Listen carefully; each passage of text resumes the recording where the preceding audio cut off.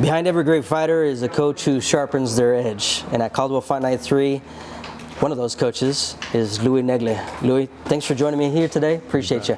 You bet. Thank you. Thank you for having me. Absolutely, absolutely. You know, I've been able to watch you guys here training today, and it's just been a privilege watching you work with the kids. I see you doing it with joy. Seems like you have a lot of fun being in here. Yep. How long have you been in here? I've known Medina since, man, I've known that guy 30 years, 25 years. Oh, wow. Yeah, I've known him that long. But I've boxed with him for a while, but then I went out on my own, started my own gyms. And I've had gyms in Nampa, I've had gyms in Caldwell, and I went to Boise, and then I came back over here, and the PAL sponsored me on a gym, and I think I was there for like 10 years. Okay. And then I kind of removed myself for a while. Then when I decided to come back, I came back with Medina. Nice. Well, talk to me about who Medina is. We got some stuff on the backdrop over here. People might like I tell everybody, if anybody who knows boxing, anybody who's been in boxing, if you're a coach or you haven't been trained by Medina, then you don't know nothing about boxing, dude. That man's been around so long. Like they say, he's the godfather of boxing around here. Wow. Okay. Yeah. So he's left a legendary status of who he is back here. He is. He is. That's awesome. You know, you got several fighters on this upcoming card. One's making their pro debut, at least one, right? Talk to me about the preparation. You know, preparing them both at once or multiple people at once, because it's hard to do that, right? When you only got so much manpower. Yes. Actually, Esteban, I trained him as an amateur. He started like when he was like 8. For this fight, he's been training for almost 2 years to get him ready for it. His cousin Robert that was fighting, we knew as soon as he stepped out he was going to be the next one up. And Ruben and his brother Angel, I knew them when they were fighting in Ontario, and I knew his dad and the gentleman that used to train him, Martin. And I seen him over at the PAL one day, and at the new PAL, and I was there for about 2 weeks, and I told them, you know what, I'm going to start training pros, and they jumped on the wagon real quick. But you know what, we went to about 8 months of training before we even let it go. Wow. So yeah, and me and Tony and Robert, his brother, already had things rolling. Okay. And we were just waiting to get some people going. Yeah, so there's a strategy behind it. Yeah. Absolutely. You know, it's not an easy thing to do, right? No. It's not an easy thing at all to put something like this together, and for what you're doing to prep somebody mentally, not just physically. What are some of the biggest challenges you see with trying to prep somebody, not just in the physical sense, but mentally?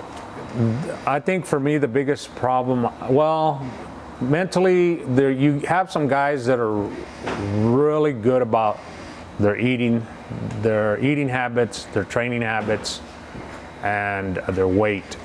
But then you have other guys that they like to struggle, and I tell them the only reason you struggle is because you make it struggle on your own, because you don't want to run, you don't want to stay on a diet, you want to be out there with your friends. I said, and then it's going to pay the day you get in the ring. Yeah. And like I tell them, if you're going to play that game, I'm not going to train you. Find somebody else, because I don't want nobody to get hurt on my dime, because I don't know, I would be devastated if somebody was to get hurt. You know, I mean, I've had a few guys, you know, they get stopped, but you know what, we're ready to throw in the towel. I've had fighters that get mad because, hey, you know what, no, you didn't. No, you didn't, buddy. Yeah, but your job's to look out for them. You got another day to fight, so. Absolutely. Yeah. That's what a good coach would do. Yeah. You know, every fighter does have a different style, obviously. Talk to me about the styles of your fighters that are going to be stepping in the ring and how you're prepping them. Esteban is, I consider him an inside fighter. And so we got to make him quick, and we got to be able to have him step outside real quick and just keep going. And having him move side to side and just keep working it. He's going to have to, that's why I'm making him run hard, I'm making him train hard, and making that body hard, because if you're going to stay inside, not only are you going to throw a lot of punches, you're going to get hit a lot. Now, Ruben, which he's a heavyweight, heavyweights are one-steppers, and they just throw heavy punches, you know, and that's how I'm training him. I've seen this guy fight that he's going to fight, and so it's going to be a war because they're both the same height, but that guy's just massive, you know, but I told Ruben, you can beat him. I said, massive guys get tired real quick because they got so much weight on their upper body that, you know, but if you stand up and fight him, you know, don't try to get in there and try to muscle with this guy because you're going to lose, you know, so I think we got a pretty good game plan for both of these guys. Yeah. So, as a whole, you know, I've been tapping into a little bit about your observations as a coach with these fighters and kind of your role in there, but I want to know about your philosophy as a coach.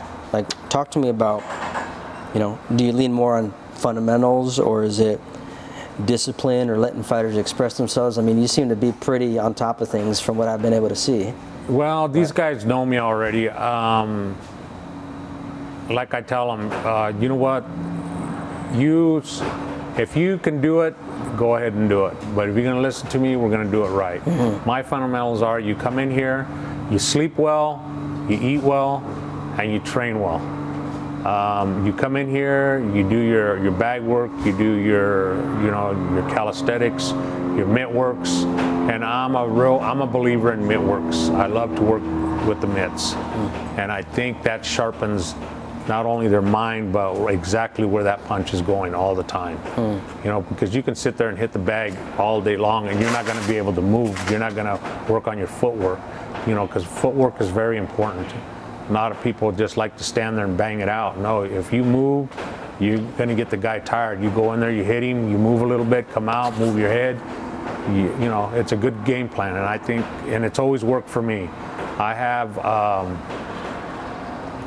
3 national champions, and the youngest one was 8 years old. Really? Yeah, and I think I did pretty good with them. So, and there's one of them that's fought for me as a heavyweight, and that kid, I wish he wouldn't have quit because he was a good fighter. He's always a good. That kid is, when he's trained, he fights, and he's been like that since he was a little kid. He knew how to fight.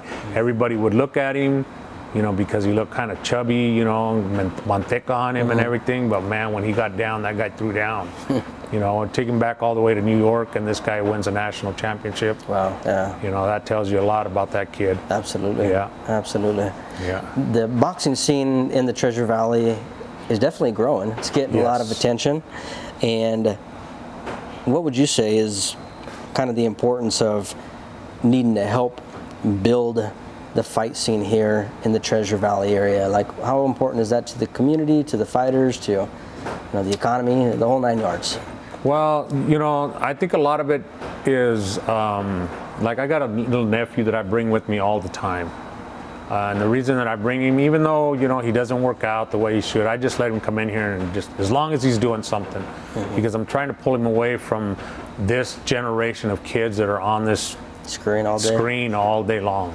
You know, like I tell him, go outside, man, go do something outside. Right. Go, you know, go do something. If you're gonna go run, I don't care. But do something. Don't just sit there and, you know, and look at that screen all the time. And my daughters, I tell them, as soon as my grandkids get old enough, they're right here, because I don't want to see them doing that either. You know, and my youngest daughter said, no, Dad, no. I said, baloney, he's gonna be in here. You know, not only that, but to learn to defend himself. Yeah. You know, because he's a little guy, you know, and I can tell he's going to be kind of short. So, yeah, I just don't want nobody picking on him. Yeah. So instead of exercising their thumbs, they can exercise their minds and their mind, body, and, you know, and then you exercise your body, your mind's going to be strong. Yeah. Absolutely.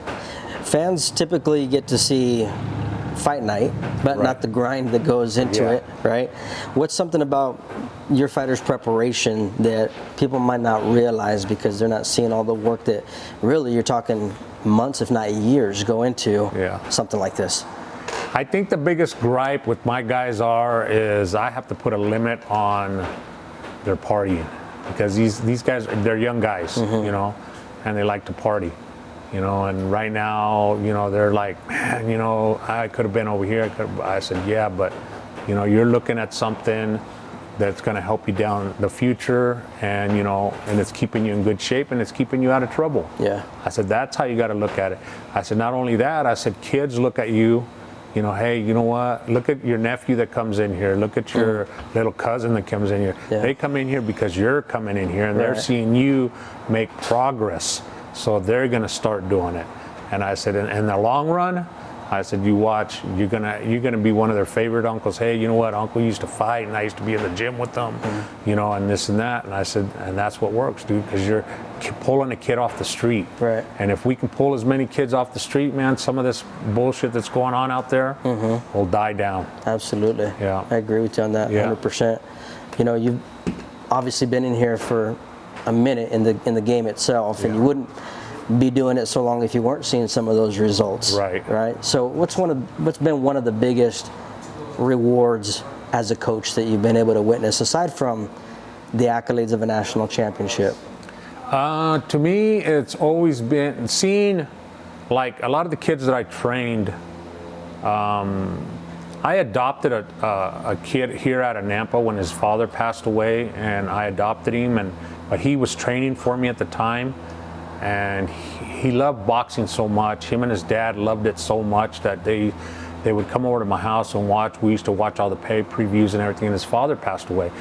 His dad talked to me one time, and he told me, if anything ever happens to me, he goes, would you take my kid? And I talked to my wife then, and she said, yeah, we wouldn't have any problems. And I took him in, and he was like 10 years old.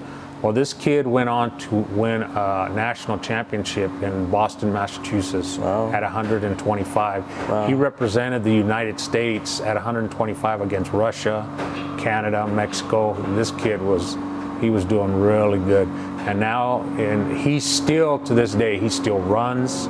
He's in really good shape. He works out every day. Because like he says, it was embedded into him. Yeah. Because I used to get him up every morning, rain, shine, whatever it was, snowing, we're running because you're at the national level.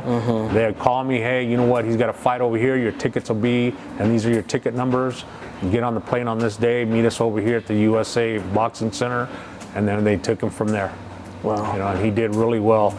And my nephew's seen that, all my nephews seen that. They used to look up to him. And a lot of them just started, all of them, I think I had like 12 nephews that were all fighting. Yeah, and a lot of them still are. Yeah. That's awesome. It's all family. We were all family. They were just fighting. Yeah, it's building a legacy. Yep. That's awesome. Yeah. What could people that maybe have never experienced a fight night like this before, and now they're catching wind that there's something going down in the Treasure Valley, what can people expect from your gym and your coaching and your fighters come fight night? One of the things at our last fight, I think we just had a little bit of a commotion, and like I was telling my fighters, you guys step back.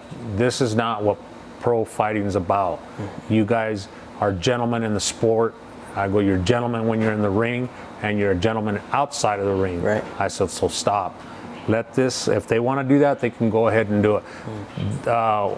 What the public doesn't see is that a lot of people think, well, how long you guys been training, a week or two? And I was going, buddy, we've been going at it for like 8 months, 6 months.